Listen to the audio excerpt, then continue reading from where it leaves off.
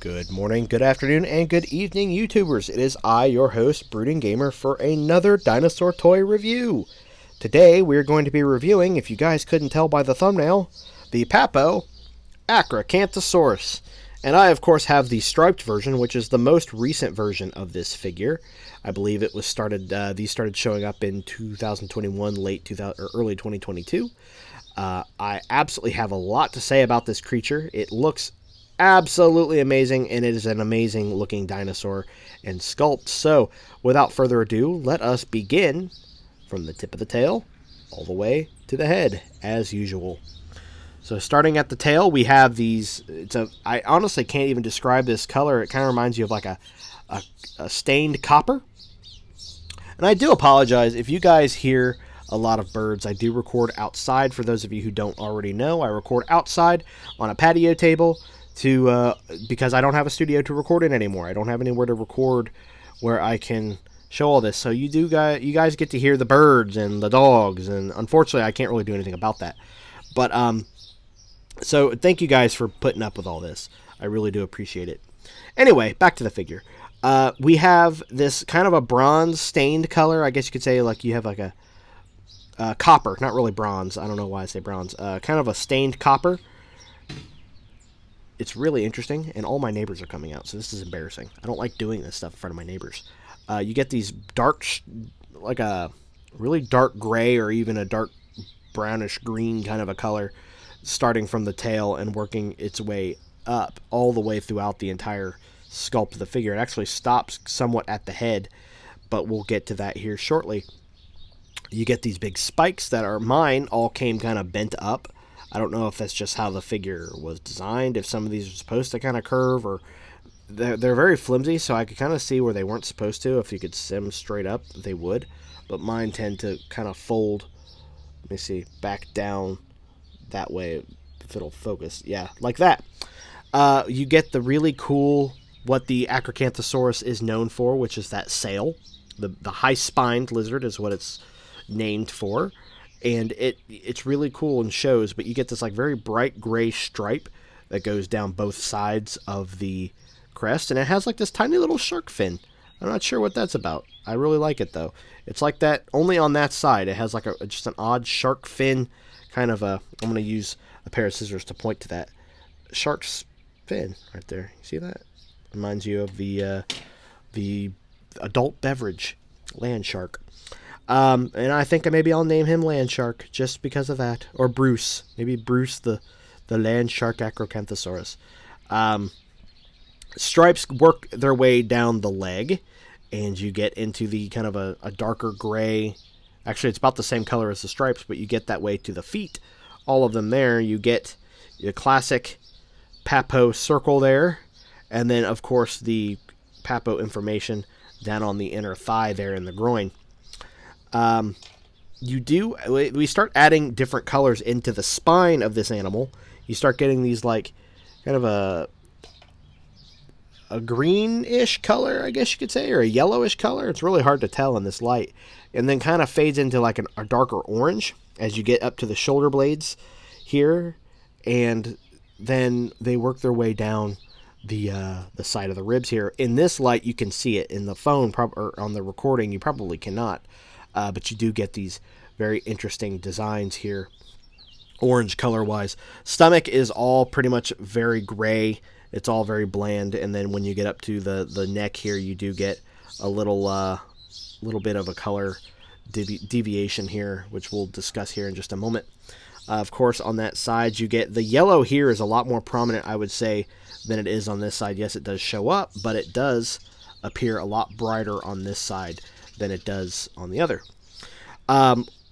Continuing further up, you do get this new kind of a coral-esque red or bright dark, I don't really know how to describe it, an orange color that starts to appear going up the head here, which I do like. And that's like that on both sides of the animal. You start getting the high spine starts going up into the head a lot more. And you get these big spikes here, which are actually kind of sharp. They're a little flimsy, but they do have some sharpness to them, and I do like that. And you do get a little bit of this yellow kind of orangish yellow working its way down the side of the neck as well, like airbrushed in there a little bit, which is like that on both sides as well, and I do really like that. If you get up, now we get into the head of the animal. The jaw has this bit of articulation, and it again actually opens up pretty decently wide as well to give that the good roar effect.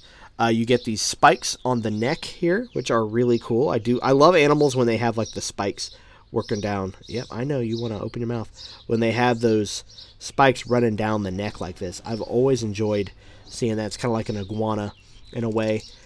Looking at the eyes, we have these very brightly colored orange yellow eyes with the black dots, of course, for the pupils on both sides, and then you get your down face view, and the eyes actually look pretty good. A little bit of bug-eyed, kind of like a pug, but we're still pretty dang good. You do get in here where you start getting to the nasal chambers, or the chambers here. You do get some of that orangish red spots right here. Sorry, too far back. Right up in here as well, where you would get the eye bones, or the eye socket, and then you work your way back down and get that. So it kind of reminds me of like a Giga, a design of a Giga that I've seen before. We did start bringing back some of these black spots on the bottom jaw here on both sides. There's certain scales, I guess you could say, that have been painted some with a darker, the spots, just to kind of bring those back in. I stink. You guys heard it here first. I stink. I think some of the stripes would have benefited being up here on the neck, or at least spots kind of like these. Again, like the cryo, we go from stripes to spots, so it's kind of like we're mixing our big cats together. And then we have a little bit of that flesh tone red color on both the tops here of that chamber. Of course, looking in there, we have a lot of detail actually right in here in these skin folds, which I have not seen on others. I really do like that. It looks really good. There's not much going on with the hands now that I think about it. I wanted to focus on those as well. Stomach and everything is about that. But going back into the mouth here, you do, like I said, have these very well detailed skin folds that cover up when you close the animal's mouth. That's probably the most well detailed I've ever seen. Of course, a very well-detailed tongue we've even got a sculpt to kind of show that section over to the tongue, if I can get it to focus, under the tongue there, that actually extends up going underneath. It's really, really interesting. And then down the throat, upper jaw, of course, well-detailed and glossed over to give that wet effect. Everything about this guy is absolutely fantastic, and it's one that I've wanted to pick up for a while now. I just now recently picked it up, as you can clearly see. The stance is clearly like this guy is in some sort of a fight, or he's been like a wound on this side would be beneficial to have, because he's been like slammed down and he's looking back up at something. So maybe having one of your figures, they do design these to look like something would be fighting it a lot. I've noticed with the Papo figures, especially like Therizinosaurus and the Giganotosaurus, or Giganotosaurus, however you pronounce it. I pronounce it Giga. Some people pronounce it Giga. All in all, this figure here is clearly one of my favorites. I'm very happy with it. It's a good-sized figure, and it would look good up on a shelf, which is where I currently have it sitting now. So it pops out with these stripes. The colors do stand out. I'm not the biggest fan of the stripes, to be 100% honest with you. I did like the original Achrocanthosaurus design, or paint job, but this one is cool too. I don't dislike it. It's just not my favorite. If I can get a hold of the original Achrocanthosaurus, I'm going to try to, but if I can't, I'm still going to be happy with this guy being in my collection. So let me know what you guys think below of the Papo Achrocanthosaurus, the new repaint version of him. And if this is something you guys would pick up, if you haven't already picked it up. Again, I am very happy with it, and I think it'll be a great piece to anybody's collection. Thank you all for watching. Let me know below if you guys want to see more.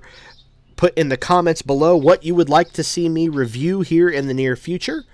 And if you guys have any ideas, by all means, let me know. I'm always willing to upgrade my collection to best fit what everybody likes. So, thank you all for watching. I will see you all in the next video. This is Brooding Gamer, signing out.